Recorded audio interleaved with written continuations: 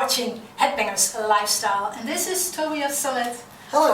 He's from Avantasia, and this is the Headbangers Lifestyle black box, the mystery box. And I would say, let's open it and let's talk. Let's see what's in there. Shall I open it? Flip it over, yes, please. Ta-da! There you go. I can have it. Oh, there you go.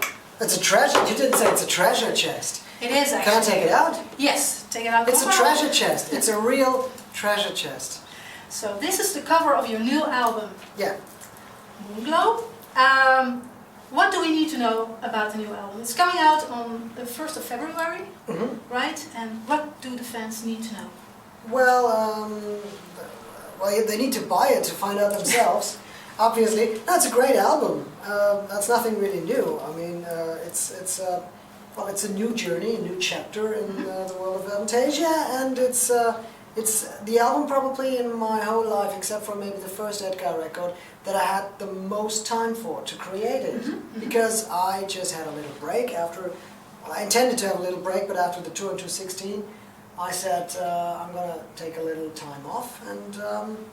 I'm going to do a solo record, and it was, well, through some detours it became this. Actually, that's not really a solo project, a little side solo project. It's a massive monster, but yeah, it's a great album. It's many great guests on it: Jeff Tate, Michael Kiske, Johan Lande, Bob Kettler, Eric Martin, Ronnie Atkins, Candice Knight, Hansi Kirsch of Blind Guardian for the first time in Avantasia, Mille Petrozza, screaming his bits as well in Avantasia. It's a great album. It's got a great cover artwork.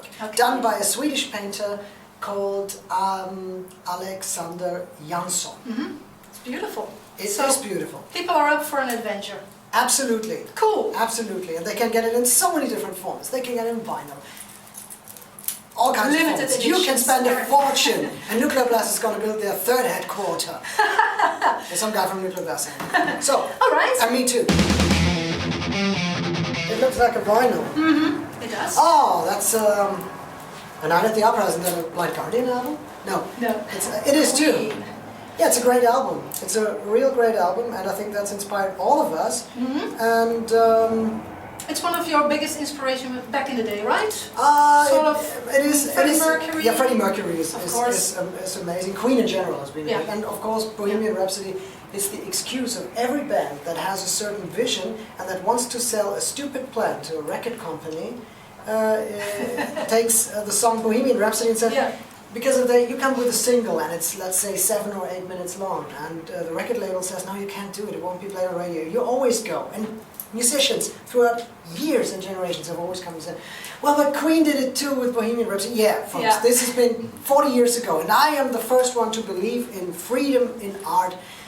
But come on, that's been 40 years ago. That was when actually people bought records, This is the MP3 of the 70s. Queen. I wanted to have Brian May for an Avantasia record once, and I sent him a song, and he listened to it, and I wanted him to play guitar on it.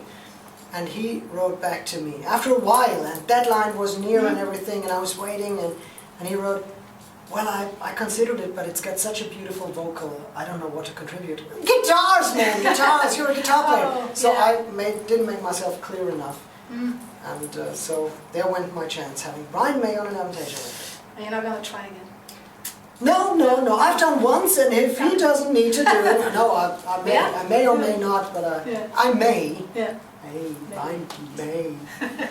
All right. Okay. What is that? That's a little German shoe, and since you're a dad, we're wondering... I thought you were referring to my size in shoes. Okay. So how is life being a dad and combining it with being a musician? How is life? Great. Being a dad? Great. It's great. It changes everything. Everybody says that. Yeah. It changes everything, and you think you have a guilty conscience when you drive a car that takes a lot of fuel.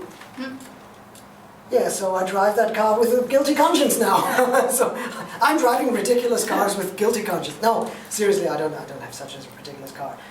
It's great. It changes everything, and you look at the world. Oh, that's very. You look at the world a little different. You don't want to destroy things, and I didn't want to destroy things in the beginning, but you are more responsible, and whenever something weird happens, I mean, 10 years ago it was always, oh, great, I was not involved in that. And now it's always like, oh, great, that you know, your daughter should never be involved in things like that. And you think differently. So, but it's great fun, and she's amazing, and it's great. Yeah. And she doesn't.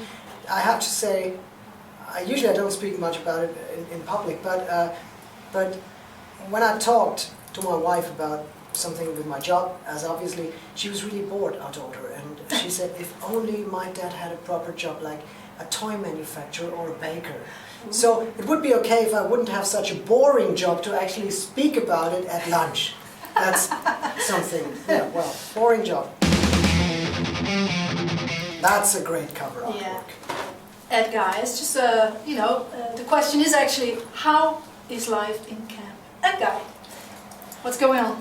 We have just had an email conversation yesterday about something as exciting as our taxes. Oh. because in Germany you have to really deliver taxes at a certain time, and we just discussed that yesterday. Like, hey, you got your stuff ready, well, I'm on a promotion tour right now. Well, I am right now in the rehearsing room rehearsing. Felix is playing for someone else. I'm not allowed, I don't know if I'm allowed to say that. Jens, I don't know what he's doing right now. He was busy last week doing something. Dirk is on tour as tour manager for a German band. And Edguy I haven't spoken, actually we mailed last week, but I haven't spoken to him in about probably 2, 3, 4 months.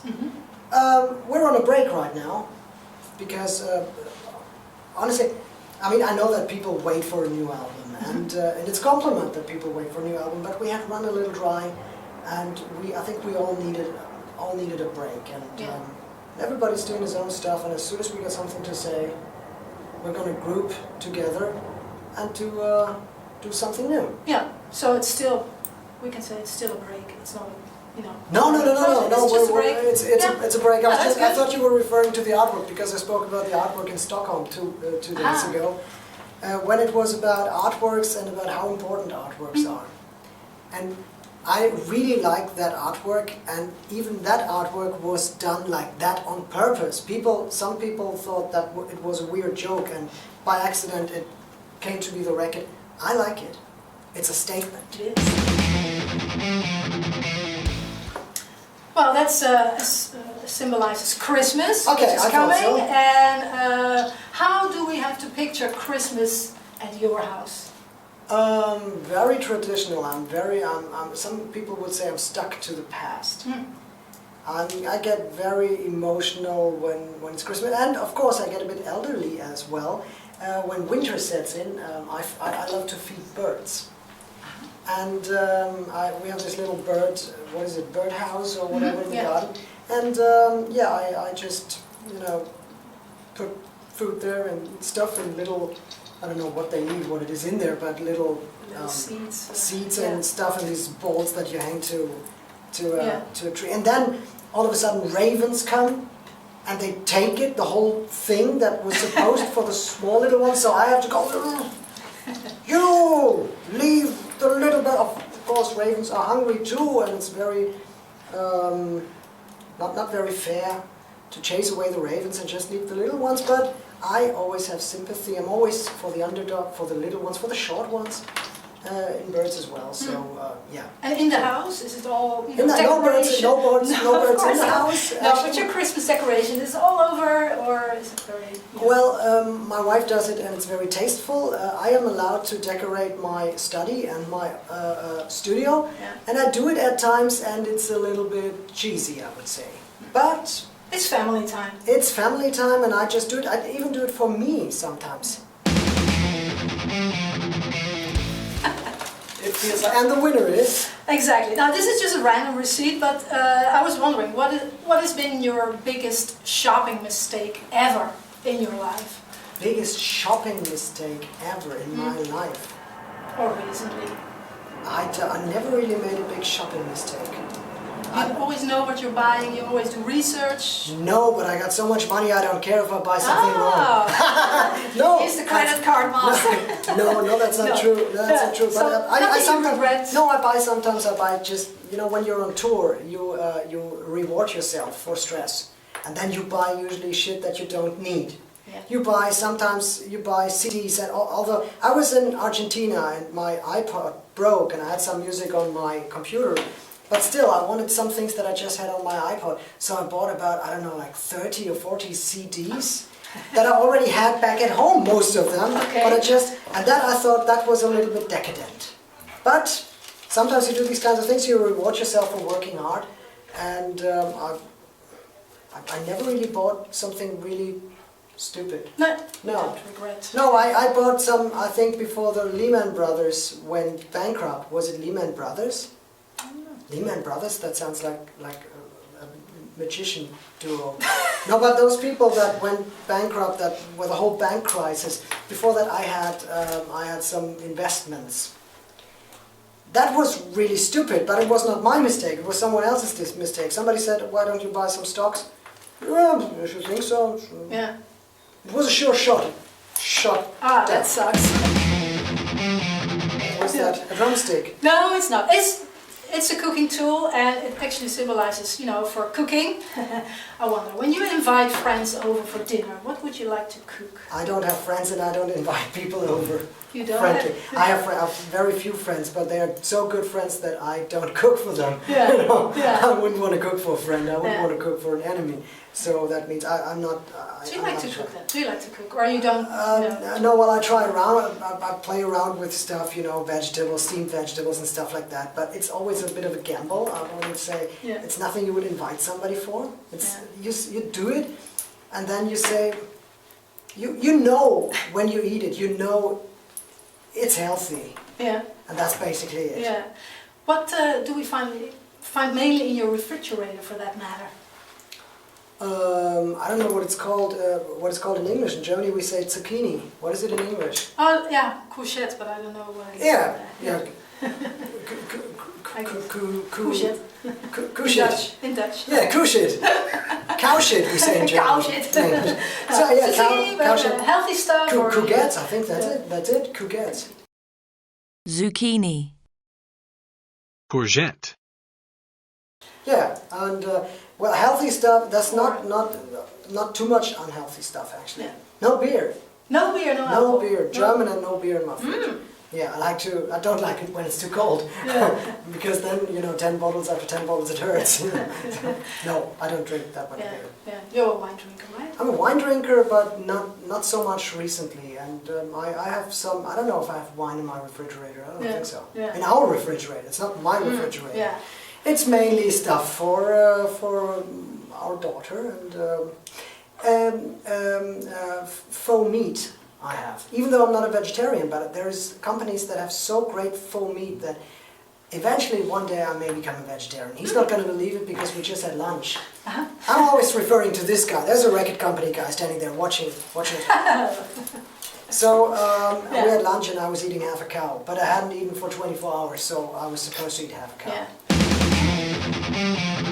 And what kind of a neighbor are you to other people?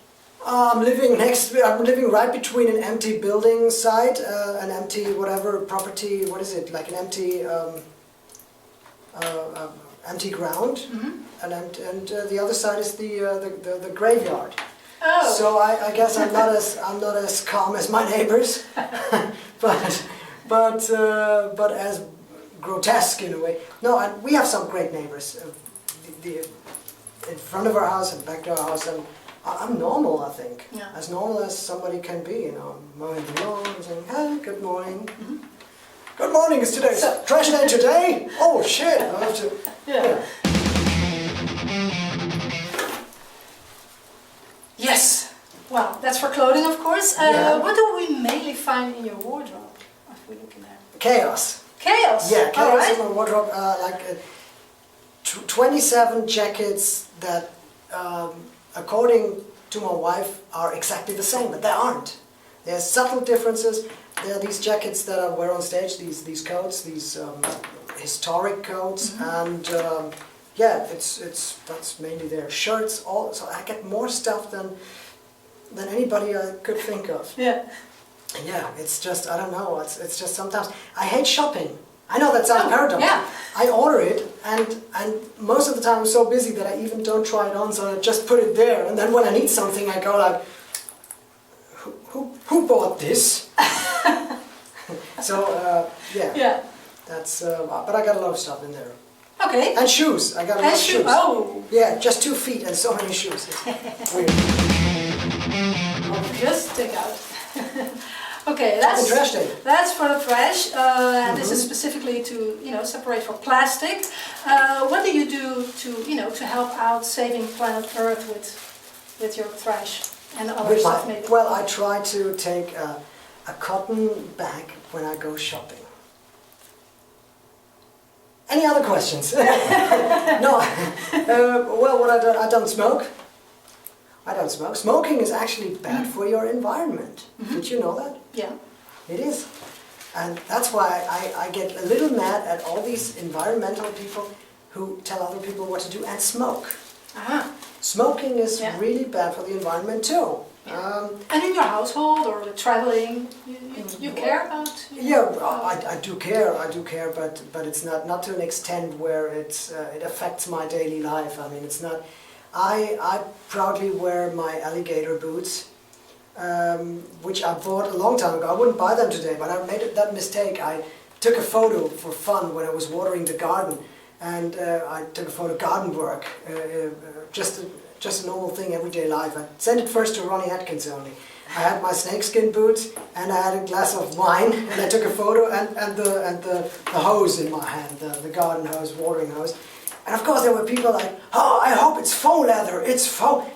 Listen people, it was a bad snake and I bought it at age 25 when it was politically correct to buy boots made of skin of these disgusting little animals, and somebody probably ate them as well. I wouldn't do it today, but I'm not, I think I take a lot of, I'm very aware of what's going on. Yeah. I try to buy things that don't have plastic or too much plastic. I don't like to have bags everywhere, but apart from that, there's not so much you can do. I hardly drive car.